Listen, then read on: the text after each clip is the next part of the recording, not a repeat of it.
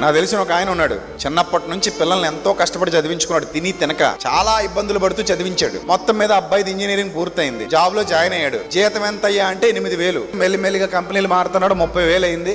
6 ఏళ్ళు అవుతుంది ఇప్పటికే. ఈ 6 ఏళ్లలో ఆ అబ్బాయి ది బెస్ట్ కంపెనీలో ఉన్నాడు సాఫ్ట్వేర్ ఇంజనీర్ గా. యాన్యువల్ ఇన్కమ్ ఎంతో తెలుసా? 50 లక్షలు. నిజం నేను చెప్పేది. వాళ్ళ కళ్ళతో సరిగ్గా ఎప్పుడు ₹1,00,000 చూసిన జీవితాలు కాదు వాళ్ళవి. అంతటి హీనమైన స్థితిలో బతికారు వాళ్ళు.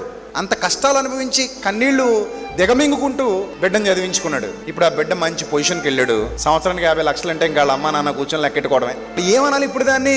ఒక రకమైన అనుగ్రహైశ్వర్యం అనాలి అంతే. అప్పటి వరకు పెళ్లికి పిలవనేనోళ్ళు ఇంటికి వచ్చి మరీ బొట్టు పెట్టి అక్క మీరు దగ్గరుండి జరిపించాలని అంటారు. ఎందుకు అన్ని దగ్గరుండి ఎందుకు జరిపించాలి? 50 లక్షలు వస్తున్నాయి కాబట్టి సంవత్సరానికి. అప్పటి వరకు పిల్లలేమని అన్నోళ్ళు అసలు మేము చిన్నప్పుడే అనుకున్నాం వీడికి ఇద్దామని అంటారు. డబ్బులు ఏమనుకోండి దగ్గర కూడా రారు.